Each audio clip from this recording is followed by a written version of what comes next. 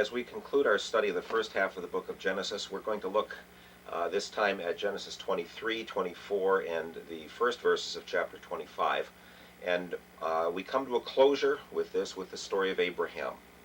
In many ways, the two high points of the story were the call of Abraham and the willingness finally to give God back that which God had given him as a blessing.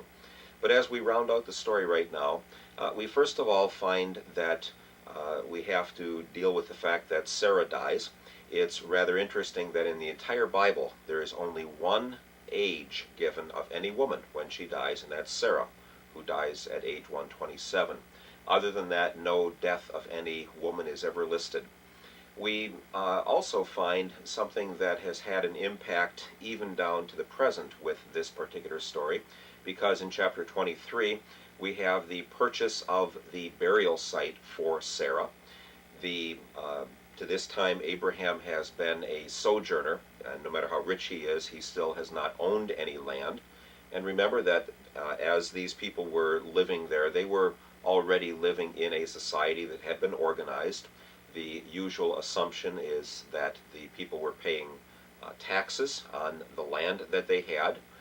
Taxes would mean that there is some money that goes into a common pot or a common thing for building such things as the city where they would store their grain from all the surrounding region. But what's interesting here is that as Abraham goes to buy some land, even though he is a foreigner, he wants to become part of this society, and he'll have to play by those rules. What Abraham does is he says, I'd like to buy a cave, a place to bury my wife.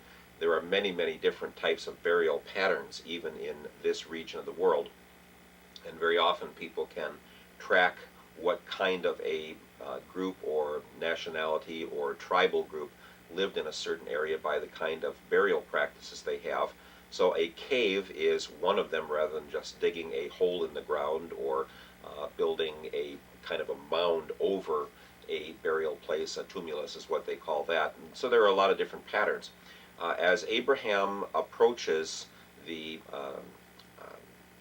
chance for burying his wife with this Ephron the Hittite's land, he approaches a man and says, I'd like to buy that particular cave over there in the corner of your field. But as I just mentioned, it was common and ordinary for them to bury or to charge taxes for land and not for anything on the land. And so Abraham says, I would like to purchase that cave from you.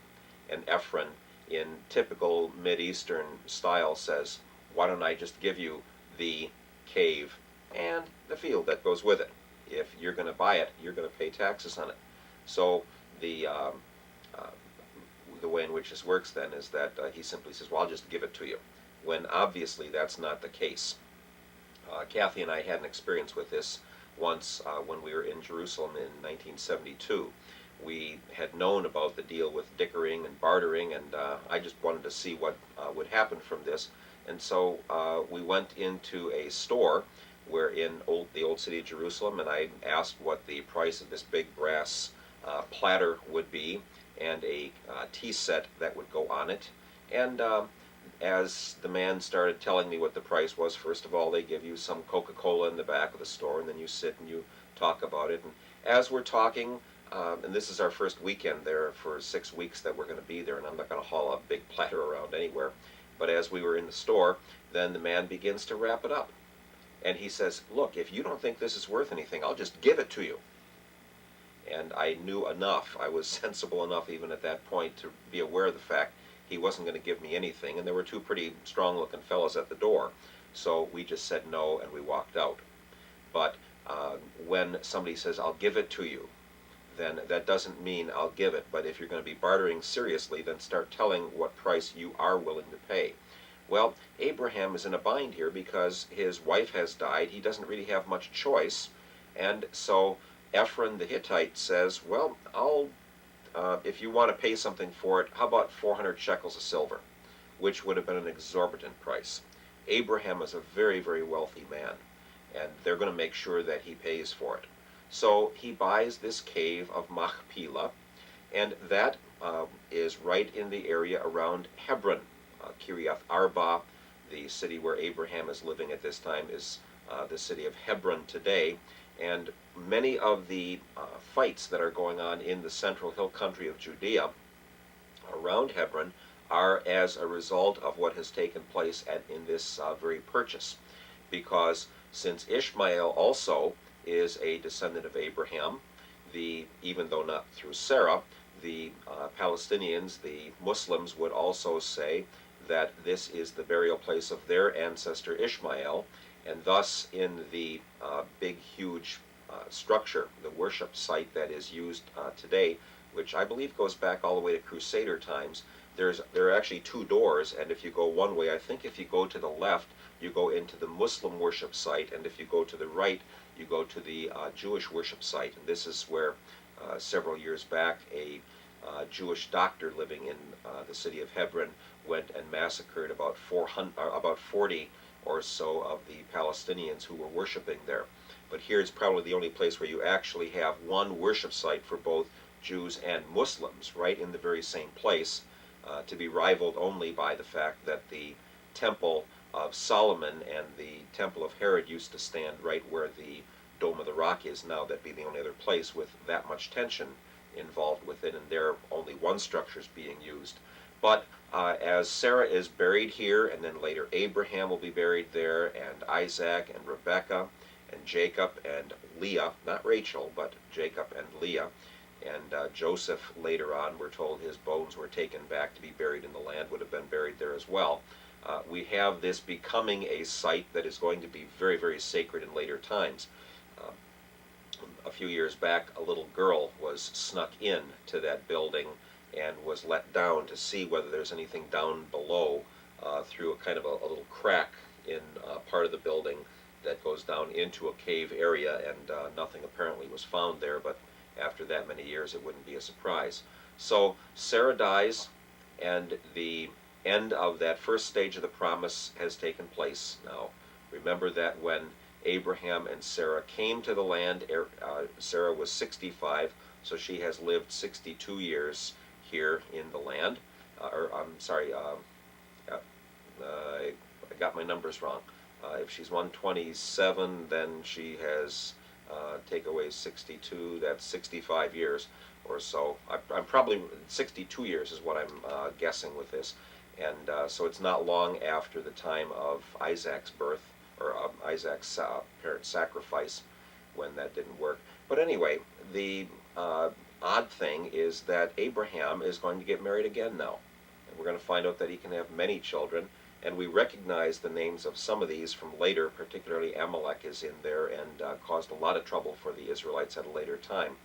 But the real question now is, what will we do to get a wife for Isaac?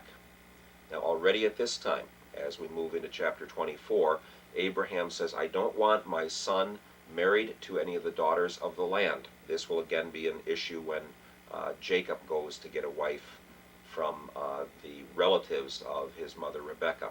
But at this point now Abraham packs many animal loads full of special goods, riches, and wealth, and goes back to his own family. This is not necessarily a relationship that's based on religion. We don't know what Laban and Rebekah and the rest of the family were doing in terms of worship.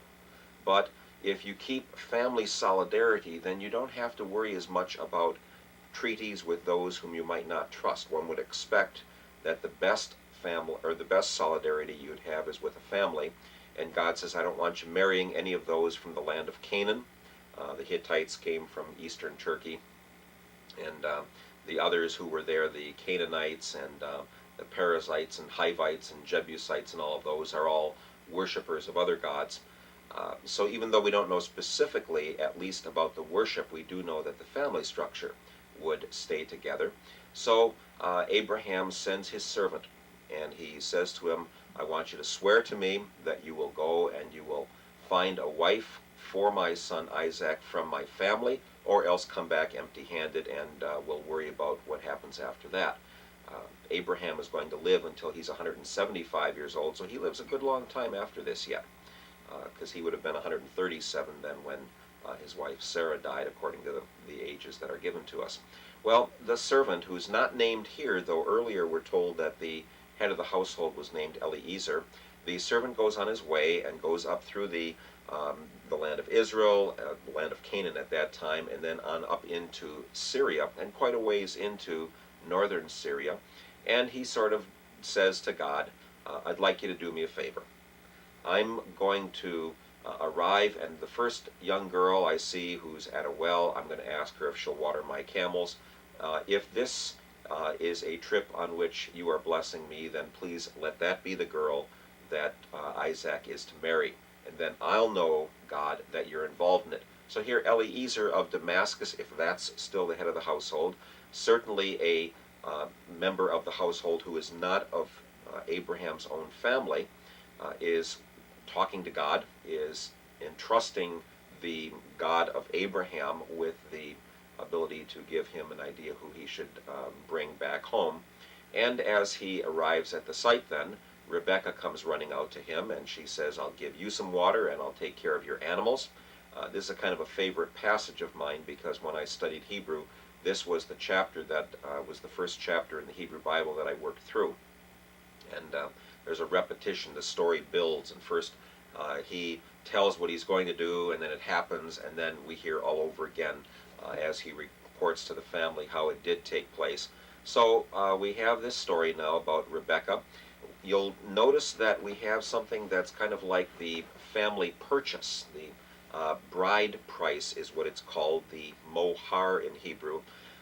What this generally meant was that this family is well enough to do that the daughter will be well taken care of, but it is what some people would say is buying a wife. The setting is normally that if a young man wanted to get married, before he would get married, then he would have to show that he is able to provide for his family.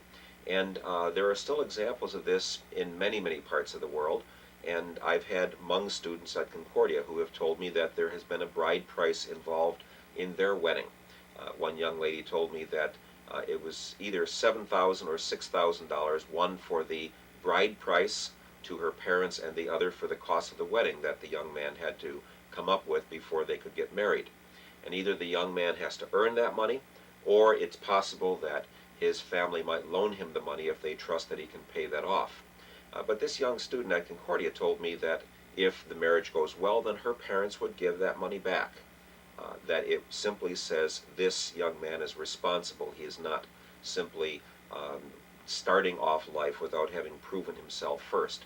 So this situation with the servant of Abraham, he gives her rings or bracelets, and she runs back home, and she's got all this jewelry on, and she says that some fella gave it to her, and they bring him home, and they discuss everything, and then Laban, who is functioning as the head of the household at this point, agrees that Rebecca can go, and when they want to have her stay a little while yet, they say no, let's let her come right away back to Isaac.